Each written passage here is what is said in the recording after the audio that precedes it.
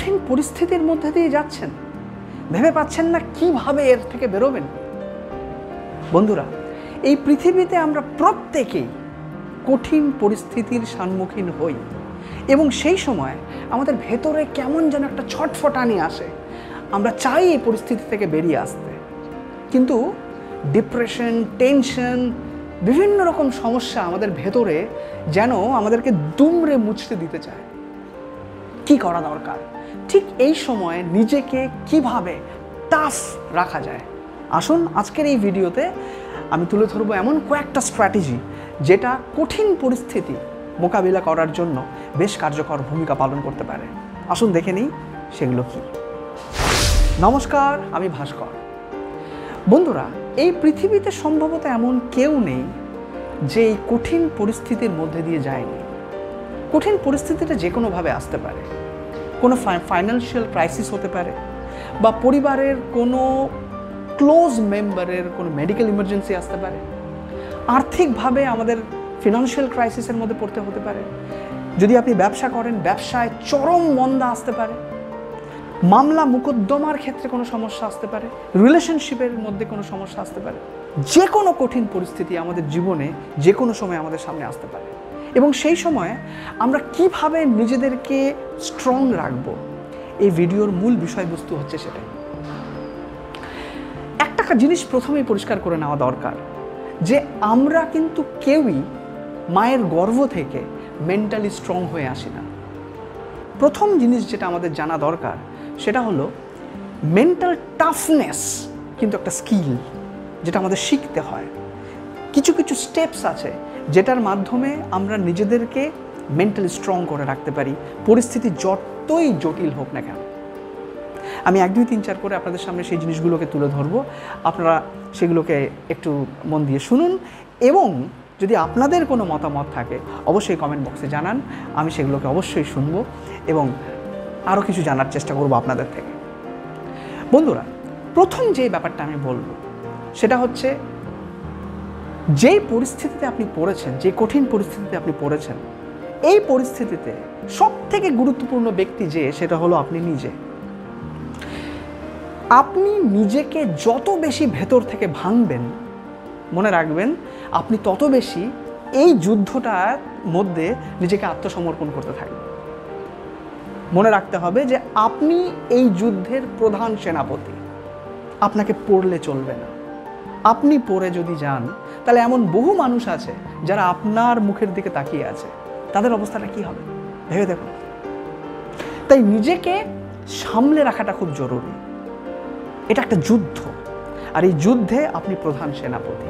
তাই নিজেকে শক্তিশালী একজন সৈনিক রূপে ভেতর থেকে অনুভব করুন। এটা হলো ফার্স্ট পয়েন্ট। সেকেন্ড জিনিস যেটা, যে কোনো কঠিন পরিস্থিতিতে আমাদের বিভিন্ন রকম ইমোশন আসে। ডিপ্রেশন আসতে পারে, রাগ আসতে পারে, ক্ষোভ আসতে পারে, উইকনেস লাগতে পারে ভেতর থেকে মেন্টালি। তো যাই আসুক না কেন, যে কোনো মেন্টাল ইমোশনই আমাদের কাছে আসুক না কেন, আমাদেরকে রেকগনাইজ করাটা খুব ইম্পর্ট্যান্ট। যদি রাগ আসে আসতে দিন, যদি ডিপ্রেশন আসে আসতে দিন, যদি কারো প্রতি ঘৃণা আসে আসতে দিন। রেকগনাইজ করাটা কিন্তু খুব ইম্পর্ট্যান্ট। যে ইমোশনটা আপনাকে কুরে কুরে খাচ্ছে কঠিন সময়, সেটাকে রেকগনাইজ করুন, এবং সে রেকগনাইজ করার পরে আপনাকে স্ট্র্যাটেজি করুন যে এর এগেনস্টে আপনি কি করতে পারেন, কোন অ্যাকশনটা নিতে পারেন, কোন স্টেপটা নিতে পারেন যে এই ইমোশনসটার এগেনস্টে কাজ করতে পারে। মনে রাখবেন, ইমোশনসগুলোকে রেকগনাইজ করা ইম্পর্টেন্ট, কিন্তু ইমোশনসগুলো কখনোই যেন আপনাকে ডমিনেট না করে, এটার মধ্যে খেয়াল রাখা প্রয়োজন। কারণ এই ইমোশনসগুলোকে কাজে লাগিয়েই আপনি কোনো স্ট্র্যাটেজি তৈরি করবেন যেগুলো কঠিন পরিস্থিতিতে আপনাকে সাহায্য করবে। তাহলে প্রথম কথা হলো, এই পরিস্থিতির, এই কঠিন যুদ্ধের মূল সৈনিক হলেন আপনি নিজে। নিজেকে পড়ে যেতে দেবেন না, 1 নাম্বার। 2 নাম্বার, এই কঠিন পরিস্থিতিতে আপনার মধ্যে যে ইমোশনসটা আসছে সেটাকে রেকগনাইজ করা এবং এমন কিছু স্টেপস ভাবা যেগুলো এই ইমোশনসের এগেনস্টে কাজ করে। তৃতীয় পয়েন্ট হলো আপনার স্বাস্থ্যের খেয়াল রাখা। এই পরিস্থিতিতে বা এই রকম কঠিন পরিস্থিতিতে আপনার স্বাস্থ্য মানে ফিজিক্যাল হেলথ কিন্তু একটা চরম প্রশ্নের সম্মুখীন থাকবে। আপনার খেতে ইচ্ছে করবে না, আপনার ঘুম কমে যাবে। এই বিষয়গুলোর প্রতি আপনাকে কিন্তু খুব ভালো করে নজর রাখতে হবে। কঠিন পরিস্থিতিতে বা ডিপ্রেশন বা টেনশনের ফলে আপনার শরীরে খাদ্যের একটা অনীহা তৈরি হয়, কিন্তু খাওয়ারটা যেন কোনো অংশেই আপনি কম না খান, এটার দিকে খেয়াল রাখতে হবে। খাবার থেকে মূলত সুগারটাকে বের করে দিন, সুগার খাবেন না, কারণ সুগার কিন্তু ডিপ্রেশনের স্পাইকটাকে আরও বেশি বাড়িয়ে তুলতে পারে, এফেক্টটাকে বাড়িয়ে তুলতে পারে। সুগার বা স্টার্চটাকে খাবার থেকে সরিয়ে দিন। আপনি প্রোটিন জাতীয় খাবার এই সময় খান, নাটস খান, ভেজিটেবলস খান, ফ্রুটস খান। এগুলো আপনার শরীরকে অনেক বেশি সতেজ রাখবে এই কঠিন পরিস্থিতির মধ্যে। দ্বিতীয় কথা হচ্ছে যে আপনি এক্সারসাইজ শুরু করুন এই সময়।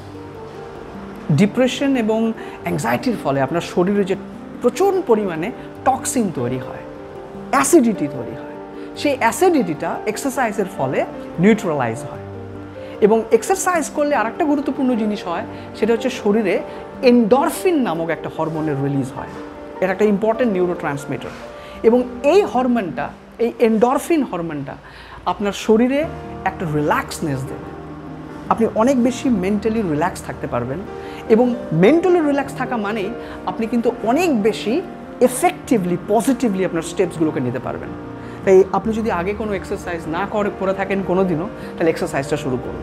আপনি হাঁটুন, হালকা জগিং করুন, স্কিপিং করুন, যে কোনো ধরনের এক্সারসাইজ বা জিম জয়েন করুন। এক্সারসাইজটা কিন্তু এই সময় খুব গুরুত্বপূর্ণ। তৃতীয়ত হচ্ছে আপনি ঘুমের ক্ষেত্রে কোনো কম্প্রোমাইজ করবেন না।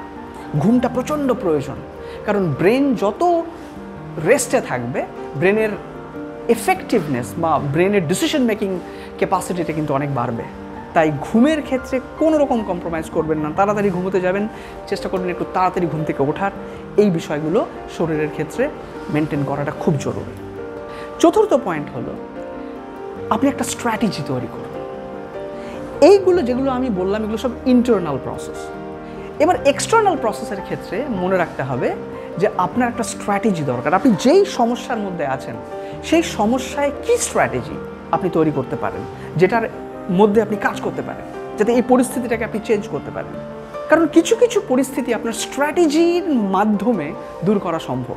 যেমন আপনার ব্যবসায় যদি অর্থের প্রয়োজন হয়, তাহলে আপনি দেখুন আপনার রিলায়েবল মানুষ কারা রয়েছে, তাদের কাছ থেকে আপনি অর্থ সাহায্য চাইতেই পারেন। বা কোনো রিলেশনশিপের মধ্যে যদি কোনো রকম একটা ফাটল থাকে, তাহলে আপনি তার সঙ্গে গিয়ে কথা বলুন। কথা বলার সময় হয়তো টাফ ডিসকাশন হতে পারে, নিজেকে সফট রাখুন।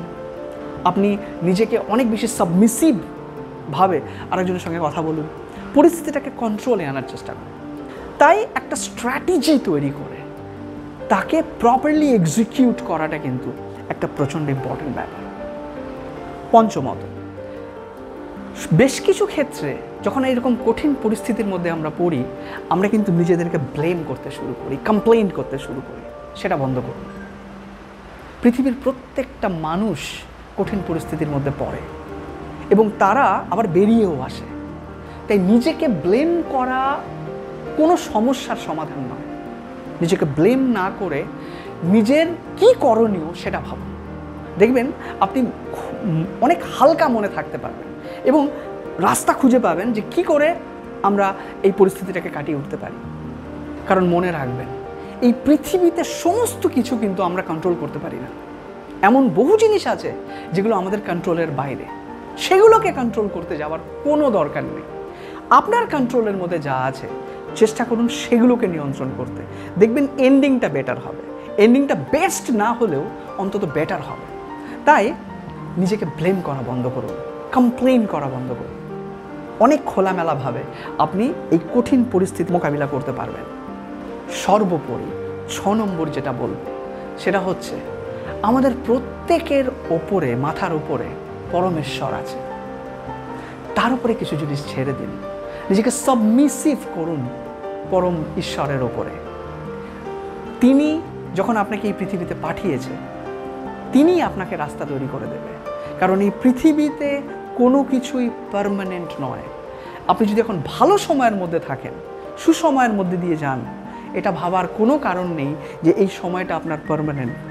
একই রকমভাবে আপনি যদি এখন একটা কঠিন পরিস্থিতির মধ্যে দিয়ে যাচ্ছেন, এমনটা হয়, তাহলেও এটা ভাবার দরকার নেই যে এই পরিস্থিতিটা আপনার চিরসঙ্গী হবে। পরিস্থিতি বদলাবে, নিশ্চিতভাবে বদলাবে, কারণ এই পৃথিবীতে কোনো কিছুই পার্মানেন্ট নয়। তাই কিছুটা ভগবানের বা আপনি যেই পরম ঈশ্বরের উপরে বিশ্বাস করেন তার উপরে বিশ্বাস রাখুন। আপনি যে ধর্মাবলম্বীদেরই মানুষ হন না কেন, আপনার যে ইষ্ট দেবতা বা যাকে আপনি নিজের সর্বময় কর্তা বলে মনে করেন তার উপরে ভরসা রাখুন। দেখবেন আপনি অনেক খোলামেলাভাবে নিজের কাজটা করতে পারবেন। তাই প্রপার অ্যাকশনটা আপনি নিন, আপনার যেটা করণীয় সেটা করুন, প্রপার স্ট্র্যাটেজি বানিয়ে আপনি দেখবেন আপনি এই পরিস্থিতি থেকে বেরিয়ে আসতে পারবেন। অ্যাটলিস্ট আপনি লড়াই করার জন্য একটা মেন্টাল টাফনেস তৈরি করতে পারবেন ভেতরে। কারণ আপনার ভেতরটা যদি স্ট্রং হয় তাহলে যে কোনো কঠিন পরিস্থিতিতে আপনি কিন্তু নিজেকে মজবুতভাবে রিপ্রেজেন্ট করতে পারবেন। আর এটাই হলো একটা স্কিল যেটা আমাদের শিখতে হবে, পরিস্থিতির মধ্যে পড়ে শিখতে হবে। থিওরিটিক্যালি শেখা যায় না, পরিস্থিতির মধ্যে পড়ে পরিস্থিতিটাকে বুঝে অভিজ্ঞতা নিয়ে আমাদের এগুলোকে ফেস করতে হয়। এবং যত আমরা এগুলোকে ফেস করব তত আমরা অনেক বেশি বলিষ্ঠ হব, ফিজিক্যালি নয় শুধু মেন্টালিও। এবং এটাই সর্বোপরি আমাদের একটা সবথেকে বড় অস্ত্র যে কোনো সমস্যা বা যে কোনো কঠিন পরিস্থিতিকে ফেস করার জন্য। যদি ভিডিওটা ভালো লাগে সবার মধ্যে শেয়ার করুন, আমাদের চ্যানেলটাকে সাবস্ক্রাইব অবশ্যই করুন যদি এখনও না করে থাকেন। এই চ্যানেলে আমি এই ধরনের বিভিন্ন রকম ভিডিও আপনাদের সামনে তুলে ধরি এবং আপনাদের এনকারেজমেন্ট পেলে আগামী দিনে আমি এই ধরনের আরও প্রচুর ভিডিও আপনাদের সামনে নিয়ে আসবো। সঙ্গে কমিউনিকেশন স্কিলসেরও বিভিন্ন ভিডিও পরবর্তীতে আপনাদের জন্য এই চ্যানেলে থাকবে। আশা করি আপনারা এই চ্যানেল থেকে উপকৃত হচ্ছেন। আপনাদের মতামত অবশ্যই জানাবেন। আজকের ভিডিওটা এই পর্যন্তই। খুব ভালো থাকবেন, খুব শীঘ্রই দেখা হচ্ছে।